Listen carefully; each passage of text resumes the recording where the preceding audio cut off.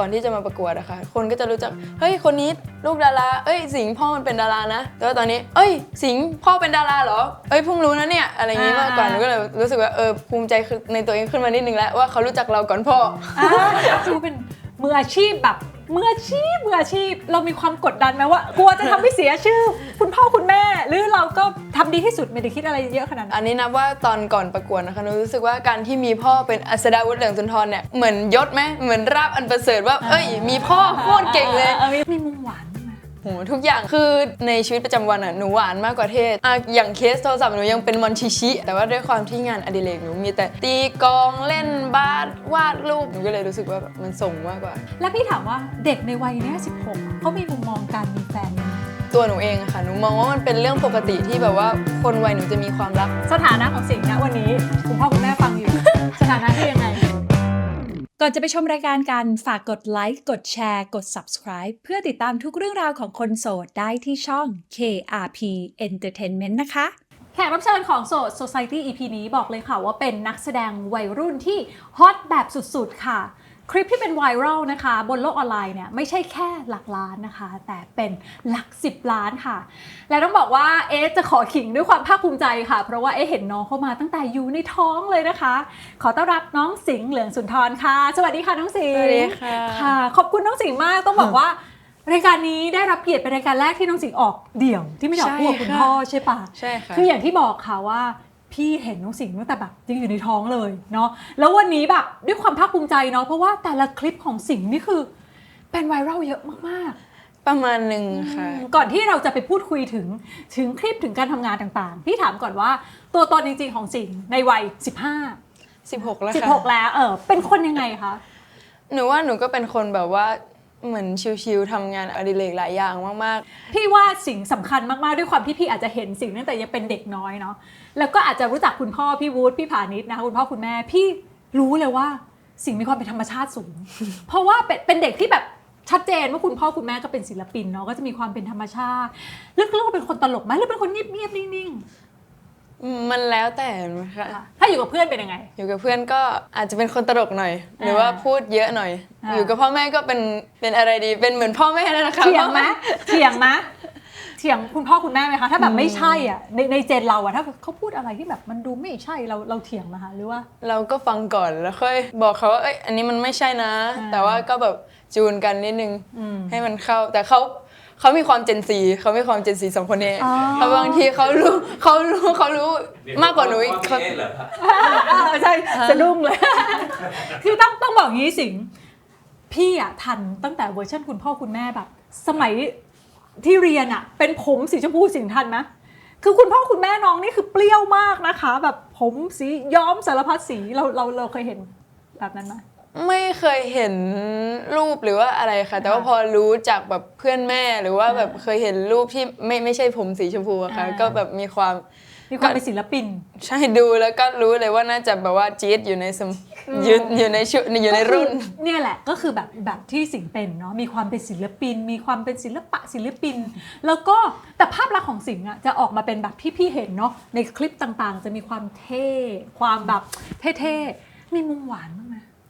คือหนูรู้สึกว่าในชีวิตประจำวันหนูหวานมากกว่าเท่แต่ว่าด้วยความที่งานอดิเรกหนูมีแต่ตีกลองเล่นบาสวาดรูปมันก็เลยแบบว่าเป็นสิ่งที่ผู้หญิงทำน้อยมั้งคะแล้วพอด้วยความเป็นผู้หญิงทำในแบบงานอดิเรกประมาณนี้มันก็เลยดูเท่หนูก็เลยรู้สึกว่ามันส่งมากกว่าอะไรที่เป็นพาร์ทที่เราบอกว่าเราหวานเราก็มีมุมหวานโหทุกอย่างคืออย่างเคสโทรศัพท์หนูยังเป็นมอนชิชิอะไรอย่างนี้หนูไม่ได้แบบว่ามีความเป็นเด็กน้อยกุ๊กกิ๊กอย่างเงี้ยนะขออนุญาตดูไม่ดีคือหนูก็แต่งครอปท็อปใส่เอลลอยอะไรอย่างนี้ปกติค่ะเพียงแต่ว่าอาจจะไม่ได้เห็นภาพในคำกิจกรรมตีกลองชูดบาสต่างๆใช่ถ้าเป็นคลิปที่ไวรัลหรือว่าคนเห็นเป็นส่วนใหญ่ก็จะเป็นหนูทำงานอดิเรกหรือว่าสิ่งที่หนูชอบอยู่ก็จะเป็นแบบแนวเท่ๆหน่อยอย่างที่บอกค่ะน้องเนี่ยเป็นนักกีฬาเนาะเล่นกีฬาเป็นนักดนตรีปัจจุบันเป็นนักแสดงแล้วเรื่องเรียนเราแบ่งเวลาเรียนยังไงนะสิงคือด้วยความที่ GMM อะค่ะพี่ถาเขาจะไม่ค่อยชอบให้นักแสดงที่กำลังเรียนอยู่อะแบบให้งานมันกระทบกับการเรียนอะไรเงี้ยค่ะเขาก็จะให้งานเป็นเสาร์อาทิตย์หรือว่าเป็นวันหยุดมากกว่าค่ะแล้วก็ถ้าเป็นพวกเล่นบาสหรือว่า เรียกว่าเล่นดนตรีอะไรเงี้ยค่ะพวกคนในวงหนูมันก็จะแบบเรียกนัดวันกันที่ทุกคนว่างเพราะทุกคนก็เป็นเด็กเรียนเด็กเกรด4อะไรเงี้ยหนูก็เลยแบบต้องดูเวลาดีๆอะค่ะก็คือเราจะทำงานก็ต่อเมื่อเราหลังเลิกเรียนหรือว่าเสาร์อาทิตย์ก็เลิกเรียนปุ๊บไปปั๊บไปถึงแบบเร็วมากไม่ถึง10 นาทีแล้วก็อย่างที่เกริ่นไปค่ะว่าคลิปของน้องอ่ะเขาเป็นไวรัลคือบางคลิปเป็น10 ล้าน สิงคือพี่นั่งดูแบบฮะตีกลองมีคลิปตีกลองชูตบาสเล่นเบสร้องเพลงคือไม่ต่ำกว่าล้านแน่นอนแต่บางคลิปก็ดีดไปถึง10 ล้านสิงว่าเป็นเพราะอะไรคะหนูว่าเพราะว่าด้วยความที่ในโลกอินเทอร์เน็ตยังไม่ค่อยมีหรืออาจจะมีผู้หญิงที่ได้ทำกิจกรรมพวกนี้แล้วก็บางคนเขาก็อาจจะอยากทำเหมือนหนูแต่เขายังไม่มีโอกาสได้ทำอะไรเงี้ยค่ะเขาก็เลยมีความสนใจน้องคนนี้ตีกลองวะเขาอาจจะแบบแชร์ไปให้ลูกเขาดูหรือว่าแชร์ไปให้เพื่อนดูคนนี้เท่ว่ะหรือว่าอยากทำแบบนี้ว่ะอะไรเงี้ยค่ะหนูว่ามันเป็นสิ่งที่คนกำลังสนใจอยู่พี่เข้าไปดูข้างในคนก็จะบอกว่าท่าควงกลองมันควงไม้ตีกลองแต่สำหรับพี่นะพี่บอกเลยด้วยความที่พี่เคยเรียนหญิงล้วนมาตลอดสิ่งที่แบบเป็นโมเมนต์ที่ใช่เลยคือเสยผมเสยผมปุ๊บเนี่ยแบบอย่าแล้วผมพิ้วไงลองเสยผมสิอาจจะหลุดไหมคะคือการเสยผมเนี่ยคือสิ่งที่แบบมันดูเท่ดูแบบตีกลองไปแล้วเสยผมมันจะดูแบบดูเท่เล่นบาสอะไรเงี้ยเนาะคนดูก็จะรู้สึกเหมือนแบบดูมีความเป็นธรรมชาติสิ่งที่สำคัญคือสิ่งเป็นธรรมชาติเนาะคาแรคเตอร์ที่เรานำเสนอไปก็คือเป็นสิ่งที่เราเป็นจริงๆใช่ค่ะเราแต่งตัวไงสิ่งบางทีก็เป็นแบบอย่างนี้วัยรุ่นเป็นแนวนี้แล้วบางมุมมีมุมหวานไหมคือหนูแล้วแต่วันจริงๆเพราะว่าแบบชุดในบ้านมันก็จะแรนดอมหนูก็แบบหยิบมามีชิ้นนี้อีกชิ้นหนึ่งเป็นอะไรดีนะก็เอามาแมทช์กันแล้วก็แต่งตัวมีกระโปรงไหมคะหนูไม่ค่อยใส่นะไม่ค่อยใส่กระโปรงแต่ว่าค่ะถามว่าแม่ใส่หรือเปล่าแม่ก็ไม่ใส่ใช่คุณแม่ก็ไม่ใส่คุณแม่พี่ผ่านนิดไม่น่าใส่ก็คือใส่ชุดคุณพ่อคุณแม่ไหมไม่ใส่เหมือนกันในบ้านก็จะไม่มีกระโปรงไม่ใส่นอกจากของป๋าแหละไม่มีใช่เพราะว่าด้วยความที่พี่เป็นเพื่อนกับคุณพ่อคุณแม่ทาง Facebook พี่ก็จะเห็นสิ่งตั้งแต่พัฒนาการเด็กน้อยเราก็ว่าเขาก็เป็นแบบกิจกรรมบางวันก็เป็นหัวสิงแบบหัวสิงไม่ใช่เวลางานโรงเรียนบางคนอาจจะคิดหัวสิงเป็นใส่หัวไม่มันเป็นอย่างนี้เลยค่ะเป็นใหญ่ๆทุกอย่างเป็นงานประดิษฐ์แล้วแบบจริงจังก็คือชอบมาตั้งแต่เด็กประดิษฐ์ของตอนเด็กๆหนูไม่ค่อยมีโอกาสได้ซื้อแบบคือหนูชอบความเป็นครีเจอร์เป็นมอนสเตอร์อะไรเงี้ยแต่ว่าไม่ถ้าซื้อคอสตูมมาใส่มันก็จะแปลกๆอะไรเงี้ยหนูก็เลยทำเองหมดเลยค่ะแล้วก็นอกจากอันที่ไปญี่ปุ่นแล้วพ่อซื้อหัวสิงโตอันที่ไอคอนิกให้อันใหญ่ๆเมื่อก่อนเคยทำ TikTok ไทยเป็นหัวสิงโตกับพ่ออยู่ค่ะแต่ว่าน่าจะบินไปแล้วคือไม่แปลกใจเลยเพราะว่าเขามีความชอบที่ชัดเจนคาแรคเตอร์เขาก็ชัดเจนแล้วก็จนมาประกวดก็คือชนะเลิศ Thailand School Star อันนี้เป็น GMM พอเราชนะปุ๊บก็ได้เข้ามาเซ็นกับ GMM TV รู้สึกไงบ้างคะตอนนั้นหนูตื่นเต้นมากเพราะว่าจริงๆอันนี้หนูอารมณ์ว่าสมัครมาตามเพื่อนอะไรเงี้ยค่ะเพราะว่าเห็นอยู่ในตามโซเชียลมีเดียหนูก็ลองสมัครไปส่งคลิปไม่คิดว่าจะได้เข้ารอบลึกๆพอได้เข้ารอบลึกๆปุ๊บพ่อก็แบบมีความมาช่วยนิดนึงค่ะหมายถึงว่าช่วยบอกว่าใช่ไหมตกใจมันคืออะไรนะทีแล้วก็สิงเจ้าอะไรไปโชว์คือถามว่าสมัครก็ดีแต่ว่าพอถึงเวลาแล้วโชว์วันนั้นมันซีเรียสไงมันต้องอันมืออาชีพเนาะเพราะว่าคนอื่นเขาถูกเทรนมาเพื่องานนี้แต่สิ่งเนี้ยเขาไม่เคยถูกเทรนมาเพื่อสิ่งนี้อะไรเงี้ยซึ่งเราเองเราอยู่บนเวทีหรือว่าอยู่หน้าจอมาตลอดชีวิตเรารู้ก็เลยบอกว่าถามก่อนว่าจะเอาอะไรไปโชว์แล้วก็เขาบอกนี่คือช่วยนี่คือช่วยรับฟังแล้วก็ช่วยเป็นคนดูคนแรกแค่นั้นเองแล้วก็ที่เหลือคือเขาทำเองทั้งหมดจริงๆหนูก็ตอนเขาบอกว่าอยากเป็นคนดูคนแรกอะไรเงี้ยหนูก็ไม่ค่อยกล้าให้พ่อกับแม่ดูได้เหมือนแบบว่าเพราะไม่เคยประกวดไม่เคยอะไรเลยนอกจากแบบนี่คืองานแรกใช่ค่ะคือหนูประกวดเลยนะคือถ้าพ่อไม่ช่วยตอนแรกหนูก็ไม่รู้สเกลงานว่ามันจะใหญ่ขนาดนี้พอหนูไปวันจริงหนูบอกอึ้งเลยวันที่เขาให้ซ้อมไปบล็อกกิ้งหนูก็คือถ้าพ่อไม่ช่วยแบบดูให้หนูคือไม่ออกจริงๆพี่ว่านะสิ่งตื่นเต้นเท่าไหร่แต่คุณพ่อคุณแม่จะตื่นเต้นเยอะกว่านั้นเยอะเพราะพี่มีหลานพี่รู้ว่าแค่หลานโชว์งานโรงเรียนพี่แบบมันเหมือนมือเราสั่นนะแบบจะทำผิดจะอะไรไหมเรารู้สึกว่าลุ้นเนาะแต่ว่าก็ผ่านมาได้ด้วยดีมากๆด้วยความที่คุณพ่อคุณแม่เนาะคุณพ่อก็เป็นนักแสดงผู้กำกับคุณแม่ก็เขียนบทเนาะเพราะว่าเราอยู่ในกองถ่ายด้วยหรือเปล่าเราเลยรู้สึกแบบ ดูสมูทอะเพราะพี่ดูคลิปพี่แบบนี่งานแรกในชีวิตเหรอ จริงๆ ตอนเด็กๆ หนูไม่ค่อยได้ไปงานแบบไป ไม่ได้อยู่ ก ใน อง กอง กับพ่อ อ่า อะไรเงี้ยค่ะ ก็จะรู้ว่าเขาทำงานนี้นะ แล้วก็เห็น Product ที่มันได้ออกมาจากการถ่าย ค่ะ เห็นละครอะไรงี้ตอนตัดต่ออะไรงี้แต่ว่าไม่ค่อยได้ไปก อ๋ อ อง ไม่ได้ไปก่อนเพราะเราเรียนด้วยใช่ไหม ใช่ คะก็เลยไม่ได้ไป แล้วพอออกมาข้างหน้าความรู้สึกเป็นไง หนูว่า มัน มัน สั่นไหมมันแบบ มันก็ต่างกัน แต่ว่าถ้าให้นับว่าการประกวดเป็นการออกมาข้างหน้าครั้งแรกหนูรู้สึกว่าตอนหนูซ้อมแบบไม่มีคนมันตื่นเต้นกว่าตอนที่มีคนมาดูเรา เพราะอะไรคะทั้งที่มีทุกสายตาจับจ้องเราทำไมกลับไม่ตื่นเต้น หนูรู้สึกว่ามันมีคนอย่างน้อยมีคนเล่นกับเรา มีคนแบบดูโชว์เราก็แปลว่าเขาคอนเนคกับเราแล้วประมาณนึงนะอะไรอย่างเงี้ยค่ะ แล้วก็วันนั้นก็เป็นเรียกว่าเป็นวันพลิกชีวิตมาเพราะชนะปุ๊บก็ได้เซ็นสัญญา หนูจริงๆ หนูไม่คิดว่าหนูจะได้ อันนั้น ความรู้สึกวันนั้นที่เราได้เป็นไงคะ รู้สึกตื่นเต้นมากเพราะหนูไม่แบบเป็นจุดเริ่มต้นของการเดินทางสายนี้ เพราะว่าหนูตอนเด็กๆ ไม่คิดว่าจะมาแบบ แล้วแบบ หน้า แล้วคือก ล้องเลย GMM อ่ะนึกออกมามันคือแบบ ใช่ โอ้โหเป็นค่ายในฝันของเด็กทั้งประเทศเนาะ ที่เมื่อวิผ่านนี้เป็นไงคะไม่แบบลุ้นสุดๆเลย พอยิ่งได้ยิ่งเครียด นึ ยิ่ ก งได้ ออก ยิ่ง ว่า เครียดเพราะว่า เพราะมันไม่ใช่ มี แค่ ควาง าม น รั แล้ บ ว ผิ จ ด บ ชอบ แล้ว เยอะ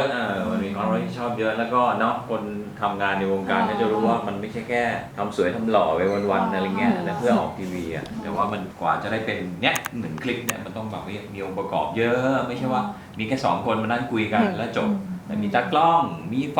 มีช่างแต่งหน้าช่างทำผมมีคนสวัสดิการอะไรเงี้ยเพราะฉะนั้นเราจะอยู่ในสังคมก่อนที่จะถูกผลิตออกมาเป็นสื่อยังไงคือหน้าสื่อกับหลังสื่อมันก็ไม่เหมือนกันแล้วระหว่างนั้นนะความคาดหวังของคนดูที่มีต่อเรามันมากขนาดไหนเพราะฉะนั้นมันแบกทุกอย่างเอาไว้ซึ่งเด็กคนหนึ่งที่ไม่ได้มีคนสนใจกันเด็กอีกคนหนึ่ง มันไม่เหมือนเดิมแล้ว มันมีแสงสาดเข้ามามันหนักหนาสาหัสเรารู้สึกว่าเซอร์ไพรส์มันเหมือนว่าฮะทำไมมันมาถึงตรงนี้ได้วะ แล้วเร็วด้วยเนาะเรื่องสำคัญ เขาไม่ได้ถูกปูตรงนี้มาเลยในชีวิต แล้วอย่างสิงห์อ่ะพี่ถามนิดนึงด้วยความที่ก็ต้องยอมรับแหละด้วยเครดิตของคุณพ่อคุณแม่คือทำมาดีมาก พี่ทำงานกับคุณพ่อมาเป็น10 ปี สิ่งที่พี่ชื่นชมตลอดพี่ว่าเป็นมืออาชีพแบบมืออาชีพเรามีความกดดันไหมว่าถ้าเรามาถ้าเกิดกลัวจะทำให้เสียชื่อ คุณพ่อคุณแม่หรือเราก็ทำดีที่สุดไม่ได้คิดอะไรเยอะขนาดนั้น อันนี้นับว่าตอนก่อนประกวดนะคะหนูรู้สึกว่าการที่มีพ่อเป็นอัศดาวุฒิเหลืองสุนทรเนี่ยเหมือนยศไหมเหมือนราบอันประเสริฐว่ามีพ่อโคตรเก่งเลย มีพ่อเก่งมากแต่ว่าตอน มีราบมีคนอาจจะคนละราบหิวมั้ง เป็นหนึ่งในความภูมิใจของเรา เพราะว่าเรียกว่าอะไรเพราะว่าตอนเด็กๆหนูไม่ได้รู้สึกว่าหนูจะต้องเก่งให้เท่าพ่อนะแต่หนูดีใจที่มีพ่อเป็นพ่อแล้วก็ภูมิใจที่มีพ่อเป็นพ่อแต่ว่าพอแบบหนูได้ประกวดแล้วก็ชนะอันเนี้ยหนูรู้สึกว่าหนูได้พิสูจตัวเองในระดับหนึ่งแล้วว่าโอเคนะในการที่เป็นลูก คุณพ่อแต่ข้อดีคือสิงห์ไม่ได้เปิดมาด้วยการเป็นลูกคุณพ่อ เปิดมาเป็นสิงห์ใดๆเนาะ แล้วก็ไม่ได้ชูตรงนี้จนเมื่อวันที่เราได้เราถึงค่อยลูกคุณพ่อเห็นนามสกุลค่อยมาเอามาสืบว่าอะไรยังไง วันนี้บางคนยังไม่รู้เลยว่าอ้าวเหรอลูกกะลาเหรอคนนี้เขาจะดูจากคลิปมัน เพราะว่าจริงๆคำว่าลูกคนดังบางทีมันอาจจะมองเป็นบวกได้ แต่ในทางกลับกันมันก็เป็นลบได้เนาะ ใช่ เพราะว่าบางคนก็จะมองว่าแบบไม่แปลกใจทำไมมันก็จะมีมันก็เป็นสิ่งที่เราจะต้องพิสูจน์สิ่งที่สิงห์อยากจะพิสูจน์เวลาที่เราได้ก้าวเข้ามาแล้วอะไรที่เราอยากจะพิสูจน์ว่าเฮ้ยเราก็ทำได้นะ จริงๆ หนูก็รู้สึกว่าจากการประกวดหนูก็พิสูจน์ไปแบบประมาณนึงแล้ว ค่ะ คือจากที่หนูสังเกตนะตอนแบบช่วงประถมหรือว่าขึ้นมามัธยมก่อนที่จะมาประกวดอะค่ะคนก็จะรู้จักเฮ้ยคนนี้ลูกดาราสิงห์พ่อมันเป็นดารานะแต่ว่าตอนนี้สิงห์พ่อเป็นดาราเหรอเพิ่งรู้นะเนี่ยอะไรอย่างงี้มากกว่าหนูก็เลยรู้สึกว่าภูมิใจในตัวเองขึ้นมานิดนึงแล้วว่าเขารู้จักเราก่อนพ่อ จริงๆต้องบอกว่าพี่ว่าในทางกลับกันมันมีคืออะไรไหมคะว่าบางคนเข้าไปดูในคลิปอ๋อโอเคน้องสิงห์อ้าวพ่อเขาเป็นดาราเหรอดาราคนไหนอะไรด้วยเจนอ่ะก็ต้องยอมรับว่าเด็กเจนนี้เขาจะรู้จักเจนนี้บางคนอาจจะแบบไม่ได้รู้จักเจนเรามันก็เป็นการแบบเสริมกัน ต่อไปจะไม่มีชื่ออัศดาวุฒิแล้ว อาจจะเป็นเดี๋ยวชื่อสิงห์ พ่อ พ่อสิงห์ต้องบอกว่าทุกวันเนี้ยคนปลื้มสิงห์เยอะมากๆพี่เห็นเนาะพี่เราเคยเห็นมาตั้งแต่เด็กเราก็จะภูมิใจอ่านแบบโอ้ยทำไมคนรักเขาเยอะจังคนแอบปลื้มสิงห์เยอะมาก ถามกับกันสิงแอบปลื้มใครนะคะ เอาอย่างนี้คือหนูเคยไปสัมภาษณ์รายการแบบหลายๆรายการใช่ไหมคะเขาจะถามว่าเอ้ยสิงมีสเปคหรือเปล่าอะไรอย่างนี้หนูก็จะบอกว่าหนูชอบคนที่เก่งในด้านใดก็ได้เพราะฉะนั้นหนูจะมีคนที่ปลื้มเยอะมากเพราะว่าในโรงเรียนก็จะมีคนที่เก่งเยอะมากก็จะบอกเพื่อนว่าเฮ้ยคนนี้เก่งมากเลยอะชอบคนนี้เก่งมากเลยชอบเพราะฉะนั้นก็คือปลื้มไปทั่วเลยค่ะตอนนี้ มันก็เหมือนว่าเราเห็นใครที่เขาเก่งคือคนเรามันไม่ใช่อยู่ดีเก่งมันก็ต้องตั้งใจเหมือนเราตีกลองเก่งเราก็ต้องซ้อมมันคือความขยัน อย่างเดียวค่ะ เนาะมันทำให้เรารู้สึกว่าแบบภูมิใจเห็นเขาแล้วเป็นไอดอลของเรา ใช่ และถ้าพูดถึงคนดังล่ะคนดังที่แบบศิลปินไอดอลคนดังที่เราเห็นชอบเจฟซาเตอร์ ใช่ อั ค่ะ นนั้นคือชอบคาแรคเตอร์ คือ หรือชอบ ด้วยความที่หนูเห็นมันจะมีหลาย ๆ ช่องที่มาบอกว่าเอ้ยเปิดประวัติเจฟซาเตอร์นะพี่เขาจริง ๆ อยู่ในวงการมานานมากแล้ว แต่ว่าแบบโอกาสที่ได้รับเขาก็ได้รับและทำเต็มที่แล้ว แต่ว่ามันอาจจะยังไม่แบบถึงเวลาของเขา ยังไม่เฉิดฉายยังมันมีช่วงเวลาของมัน ใช่ค่ะพอเขาได้รับโอกาสแบบทำซีรีส์แล้วก็ได้ทำ OST อะไรเงี้ยค่ะพอเขาทำเต็มที่แล้วมีคนมาเปิดการมองเห็นและมีคนได้ชอบเขาแล้วจริงๆอ่ะก็ทำให้เขาประสบความสำเร็จแล้วก็ได้ทำในสิ่งที่ตัวเองชอบอะค่ะหนูก็เลยแบบก็ เรา คื ก็ อ อยากเป็นแบบนั้น ใช่ค่ะก็คือเขาตั้งใจแล้วก็มีความมุ่งมั่นไม่แบบไม่ได้เลิกทำไปเลยเขาก็เลยประสบความสำเร็จหนูก็เลยแบบเห็นเป็นตัวอย่าง เป็นไอดอลเนาะเพราะว่าบางคนอาจจะบอกอย่างสิงห์เนี่ยโชคดีว่าสิงห์สตาร์ทปุ๊บงานแรกก็คือประกวดในวงการและสิงห์ก็ได้เลย แล้วก็ไม่ใช่แค่ได้อะค่ะด้วยผลงานลักษณะของซีรีส์อาจจะยังไม่ได้มีแบบที่เต็มตัว ใช่ แต่ก็มีงานพรีเซนเตอร์มีงานอะไรที่ติดตามมาเยอะมากๆแล้วก็ส่วนงานซีรีส์เร็วๆนี้ ต้องรอติด รอ ตาม ดูค่ะต้องรอติดตาม รอดูนะพี่ก็เชื่อว่าหลายคนก็คงรอดู พี่ถามค่ะด้วยความที่รายการของเราชื่อว่าโสด Society เป็นเขาเรียกว่าเป็นชุมชนของคนโสด สถานะของสิงห์นะวันนี้คุณพ่อคุณแม่ฟังอยู่ สถานะคือยังไง ก็ต้องโสดอยู่แล้วค่ะเพราะ โส ว่า ด ยังไม่ได้รีบมีใครเท่าไหร่ มันเคยมีแบบชอบใครไหมแอบปลื้มหรือปิ๊งปังจน ก็ หรือยัง คือหนูยังไม่ได้รู้สึกว่าต้องปักว่าชอบใครหรือว่าอยากพัฒนาความสัมพันธ์กับใครขนาดนั้นหนูแค่แบบเฮ้ยชื่นชมในคนที่เก่ง ตอนนี้ค่ะทุกคน คือชื่นชมแต่แบบยังไม่ได้ถึงขนาดต้องมาเป็นแฟนอะไรอย่างนั้น ใช่ค่ะ ค่ะแล้วพี่ถามว่าเด็กในวัยเนี้ย16อ่ะเขามีมุมมองการมีแฟนยังไง หรือเพื่อนๆก็ได้เขาจะเป็นต้องมีแฟนไหมเพื่อให้ตัวเองตามเทรนด์หรือยังไงคะ คือกลุ่มหนูหรือตัวหนูเองอะค่ะหนูมองว่ามันเป็นเรื่องปกติที่แบบว่าคนวัยหนูจะมีความรัก เพราะว่าบางทีมันอาจจะเป็น puppy love หรือว่าบางคนก็อาจจะคบกันได้แบบในระยะยาวหนูว่ามันก็ช่วยในเรื่องแบบ stable life ระหว่างเรื่องเรียนกับแล้วก็มีใครที่ทำให้เรามีความสุขได้นะนอกจากเพื่อนอะไรเงี้ยค่ะครอบครัวอะไรเงี้ยก็หนูรู้สึกว่ามันไม่ได้ตามเทรนด์นะหนูว่าใครจะอยากมีแฟนหรือว่าไม่ได้อยากมีแฟนในกลุ่มหนูก็แล้วแต่เขาอะไรเงี้ย และถ้าเกิดคนเขาไม่มีเขาไปอยู่เป็นโสดจะถูกมองว่าเป็นลูกแง่อะไรอย่างงี้ไหมหรือเขาเด็กเขาก็ไม่ได้มองแบบนั้น ก็ไม่นะคะ ก็ในกลุ่มหนูก็มีคนที่โสดอย่างเช่นหนูและเพื่อนอีกหลายคนก็แบบว่าคนนี้มีแฟนก็ไม่ได้อะไรอยู่เป็นโสดได้เกียรติสีเอาจบ เขาก็ไม่ ชี ได้ วิต มอ เรา ง ดี คือข้อดีของเด็กเจนซีเนาะคือไม่ซับซ้อนก็คือมีก็คือมีไม่มีก็คือไม่มีก็ใช้ชีวิตให้มันมีความสุขไปเนาะและถ้าพี่ถามว่าวันหนึ่งถ้าเราคิดว่าเฮ้ยแบบเราพร้อมที่จะมีความรักละความรักของเราต้องเป็นยังไง หนูว่าต้องเป็นความรักที่เปิดเผยกับพ่อแม่ได้ เพราะว่ายังไงอะถ้าสมมติหนูอยากจะมีใครสักคนอะหนูน่าจะบอกพ่อกับแม่หนูน่าจะอยากให้เขาเข้ามาอยู่ในครอบครัว ลักษณะมันจะเป็นยังไงแบบเขาเข้ามาปุ๊บบอกพ่อแม่เลยหรือคุยไปสักพักโอเค เข้าเกณฑ์ถึงค่อยบอกพ่อแม่ค่ะ คือน่าจะประมาณว่าเราตกลงกับตัวเองแล้วเขาก็แบบมีแววอะไรที่แบบว่าคลิกกันแล้วอะค่ะว่าคนนี้แหละก็น่าจะมาบอกพ่อแม่ตอนนั้น แสดงว่าคุณพ่อคุณแม่มีส่วนสำคัญในเรื่องของการตัดสินใจเรื่องความรักของเรา หนูว่าหนูสามารถระบายให้เขาฟังได้ แต่ว่าสุดท้ายคนที่ตัดสินใจในเรื่องอะไรแบบเนี้ยน่าจะต้องเป็นตัวหนูเองค่ะ แล้วพี่วุฒิผ่านทิศนะคะ เป็นไงคะถ้าสมมติลูกมาบอกว่าจะมีแฟน ถ้าวันนี้เราโสดอยู่วันนี้ออกรายการเราโสดอยู่แต่ออกไปข้างนอกผ่านไปรุ่งขึ้นไปเจอใครที่ชอบ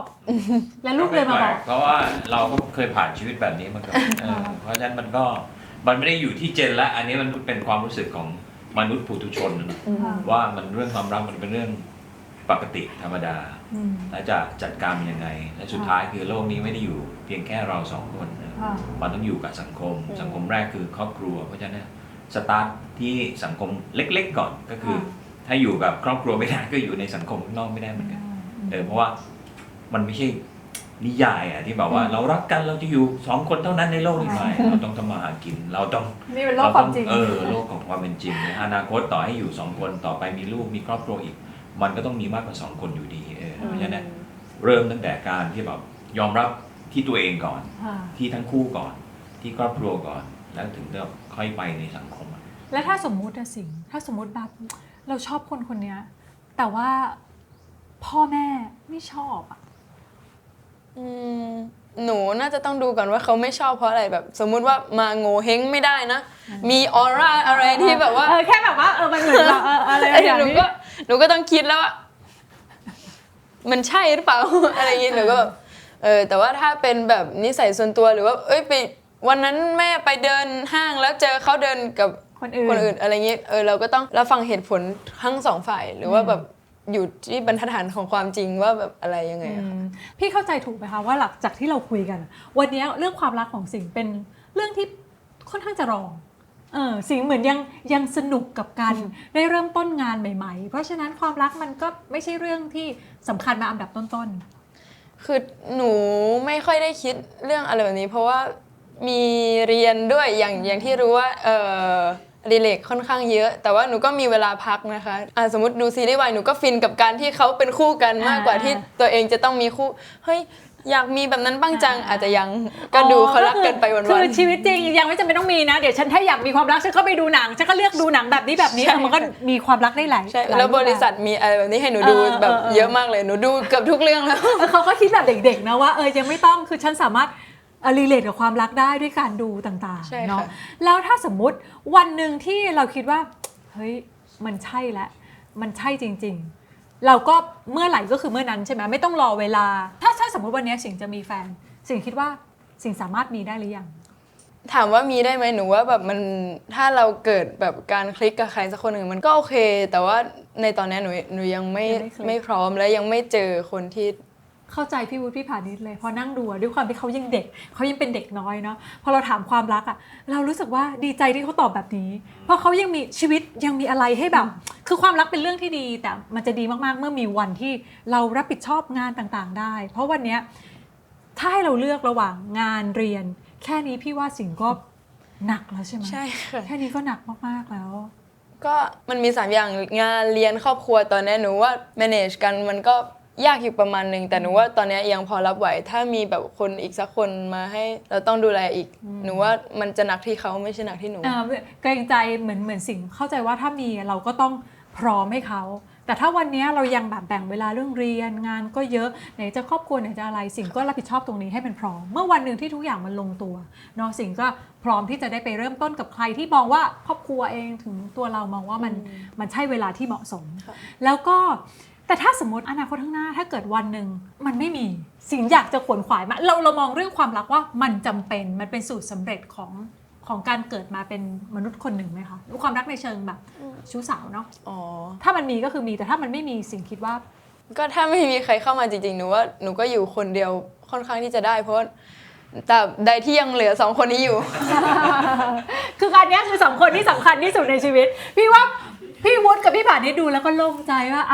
นะอย่างน้อยแล้วถ้าอาจจะไม่โล่งเพราะเราก็พยายามจะอยู่ไว้นะถ้าเกิดเขาไม่มีจริงๆเป็นไงคะก็คิดว่าเขาคงมีวิธีการจัดการกับชีวิตตัวเองก็อย่างที่เขาบอกนะวันหนึ่งณวันนี้เขายังมีเรื่องเรียนเรื่องงานที่ GMMTV เรื่องครอบครัวเพราะฉะนั้นเนี่ยเขาไม่ได้ขาดอะไรเพราะกิจกรรม24 ชั่วโมงเขายังมีเต็มอยู่แต่ถ้าเกิดเขาโอเคเรียนจบแล้วคราวนี้เหลือแค่2 อย่างคืองานแล้วก็ครอบครัวเขาอาจจะต้องหาอะไรมาเติมในจุดที่ให้เต็มถือว่าชีวิตต้องมี3 อย่างอะไรเงี้ยเพราะฉะนั้นอีกอย่างหนึ่งของเขาคืออะไรอาจจะไปท่องเที่ยวสมมตินะไม่ได้เลือกเป็นคนเลือกท่องเที่ยวกับเพื่อนหรือกับครอบครัวมันก็เต็มละ24 ชั่วโมงแต่ถ้าพ่อแม่มีอยู่แล้วเวรตอนนี้คือเหลือเวลาเยอะแล้วเขาจะต้องทำยังไงกับสิ่งที่เหลือตรงนั้นหลังจากนั้นก็อาจจะต้องหาใครสักคนที่คุยได้เหมือนพ่อแม่อะไรอย่างเงี้ยเพราะว่าจริงๆคู่คุณพ่อคุณแม่เป็นคู่ที่เหมือนเป็นเพื่อนเป็นแบบเพื่อนคู่คิดกันเป็นพี่ว่าสิ่งน่าจะมีความรู้สึกที่ดีกับเรื่องความรักบางทีเราก็เป็นลูกเขาอ๋อเหรอคะดุไหมคะดุไหมสิ่งดุกับคุณพ่อคุณแม่ไหม ในบางเรื่องกับบางทีแบบว่าเขาจะชอบแบบเล่นอินเทอร์เน็ตอะไรเงี้ยมากกว่าหนูแล้วเขาติดอินเทอร์เน็ตมากกว่าหนูนิดหน่อยหมายถึงว่าเขาจะเป็นแบบครีเอเตอร์ท่านหนึ่งอะไรเงี้ยเขาก็จะชอบสิงห์เวลาเนี้ยสามารถลงคลิป TikTok ได้หรือเปล่านะหนูก็แบบอย่าเพิ่งแป๊บนึงรอก่อนนะแล้วก็ตอนนี้ได้หรือยังตอนนี้ได้ผ่านมา1 นาทีอะไรอย่างงี้หนูก็ใจเย็นนะหรือว่าก็เป็นยุคของเขาเราก็ต้องเรียนรู้จากเขา งั้นหนูก็เข้าใจ เราไม่ใช่ผ่านเวลาไปแล้วเรารู้สึกว่าองค์ความรู้เดิมๆของเราอ่ะมันจะใช้กับยุคนี้ได้เพราะฉะนั้นยุคนี้ใครคือผู้เสพอ่ะแต่เป็นผู้ขายก็กับ ก็สิงห์ก็คุณพ่อสิงห์คือคนทำละครทำงานต่างๆ คือเป็นผู้ผลิตอะเนาะเพราะฉะนั้นคุณพ่อก็คือจะแบบเห็นคอนเทนต์อะไรที่นำเสนอทำไมถึงไม่เวลานี้มันเกี่ยวกับเวลาไม่น่าอะไรเงี้ยก็ต้องถามเขา